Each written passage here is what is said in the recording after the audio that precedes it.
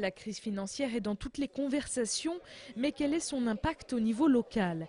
C'est la question que se sont posées ce matin les représentants des entreprises, de l'industrie, de l'artisanat, des banques et de la préfecture lors d'une commission spéciale crise. Cette réunion avait lieu à la préfecture de Maine-et-Loire. Elle est une commande du Premier ministre et aura lieu dans chaque préfecture de France. Les banques se sont engagées à accroître leurs encours. Bon.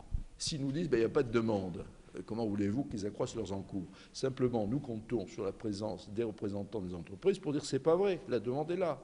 Ou au contraire, constater que oui, c'est vrai, la demande est tâtonne pour des raisons diverses. Ça, c'est un objet, vérifier que les banques, en contrepartie de ce qui leur a été mis à disposition, et encore une fois, pas gratuitement par le gouvernement, font leur boulot. Bon, pas de raison d'en douter, mais il faut aussi le vérifier. Et c'est l'objet de ce type de réunion. Les entreprises commencent à ressentir les premiers effets de la crise sur leur carnet de commandes. Les particuliers consomment moins, certaines entreprises ralentissent l'investissement et la production, un cercle vicieux où chacun apporte sa contribution. Quant aux banques, elles se défendent de toute frilosité. Aujourd'hui, on le constate, il y a quand même un gros problème d'offre et de confiance. C'est ça les deux choses qu'il faut retenir, c'est-à-dire la confiance dans les particuliers pour investir, aussi bien dans les voitures que dans l'immobilier. Et de l'autre côté, eh bien, par conséquent, les chefs d'entreprise freinent certains projets. Ce ne sont pas les banques qui arrêtent de financer. C'est que nous attendons au contraire, nous sommes prêts. Il y a une concurrence très vive entre banques. La commission spéciale crise se réunira désormais tous les mois pour faire le point sur la situation économique locale. Les prochaines rencontres devraient permettre d'avoir les premiers chiffres des dommages collatéraux de cette crise. La colère, c'était celle des viticulteurs du Val-de-Loire. Ils ont manifesté ce matin dans les rues d'Angers, répondant à un mot d'ordre national. L'objet de leur mécontentement, un projet de loi de la ministre de la Santé, Roselyne Bachelot. Ce projet prévoit en partie d'interdire les dégustations de vin dans un but promotionnel. Une mesure inacceptable pour les viticulteurs. Nous n'aurons plus le droit ni de parler du vin, ni surtout de le faire déguster pour faire découvrir nos produits. Et on sait très bien que si on ne peut plus faire déguster, demain on ne vendra plus rien. Et ça, on refuse cette prohibition. En début de semaine, Roselyne Bachelot avait pourtant fait un geste en faveur de la filière viticole en autorisant la publicité des boissons alcoolisées sur Internet. Une concession interprétée comme une manœuvre politique.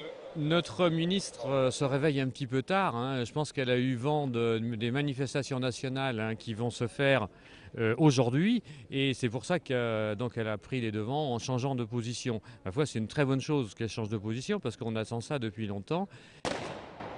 Et c'est vrai que le ministère de la Santé est très récalcitrant à voir la loi E20 évoluer et permettre de communiquer un petit peu plus sur le vin.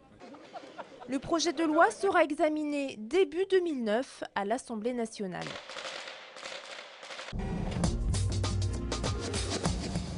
Des hommages et des témoignages d'affection envers la jeune Priscilla, il y en a de plus en plus sur Internet. Un blog a même été créé où par centaines, les internautes parlent de leur tristesse et de leur colère après le meurtre la semaine dernière de la collégienne de Montsoreau.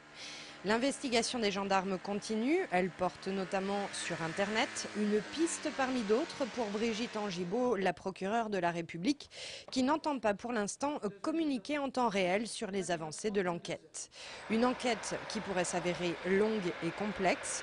Les obsèques de Priscilla auront lieu demain vendredi en l'église Saint-Nicolas de Saumur.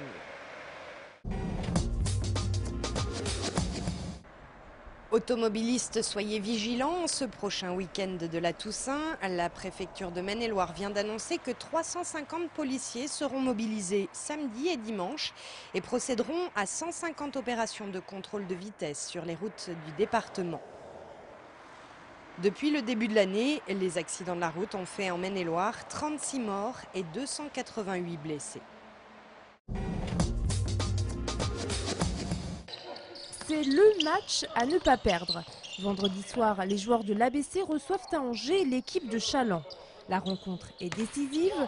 En cas de victoire, les Angevins remonteraient à la 3e place du classement de National 1. Mais la partie s'annonce rude. Les Vendéens sont actuellement 2e au classement et ils comptent bien se maintenir en haut de tableau. Challans, c'est vraiment le talent. car ils ont vraiment tous les meilleurs joueurs français sont regroupés pratiquement à Châlons. Donc en plus il y a beaucoup de joueurs, ça fait très longtemps qu'ils jouent là-bas, donc il y a un vécu collectif qui est important. Donc toute cette alchimie fait que c'est une équipe qu'on pourrait retrouver très haut dans le classement. Un air de revanche soufflera vendredi salle Jean-Bouin. Les hommes de Michael Hay comptent bien faire oublier leurs 2 défaites de l'année dernière. L'autre enjeu sera de s'imposer dans ce derby régional. Question d'honneur. On entend un peu parler de Châlons à droite et à gauche qui disent que bon, ils sont un peu chez eux ici. Donc on veut leur montrer d'abord qu'on est chez nous et que nous aussi on fait partie aussi des grosses équipes de N1. Ce match aura une saveur toute particulière pour Samuel Maléran et Julien Le Cieux. Les 2 joueurs retrouveront sur le parquet leurs anciens coéquipiers. Le match ABC Châlons, c'est vendredi à 20h, salle Jean-Bouin à Angers. Après leur très belle victoire aux dépens du FC Tours le week-end dernier, les footballeurs d'Angesco vont tenter demain soir de poursuivre leur belle série en championnat. Direction cette fois-ci le stade du Roudourou à Guingamp pour y affronter une formation actuellement 18e du classement de Ligue 2. Une position peu flatteuse, même si les Bretons ont semblé se ressaisir lors de leur dernière rencontre. Ils ont absolument besoin de points, donc ça va être un match difficile. Maintenant, c'est sûrement une équipe qui doute encore un petit peu et qui a besoin de points, donc il y a une certaine pression. À nous de faire en sorte d'entretenir un petit peu ce doute et ce manque de confiance par un bon début de match.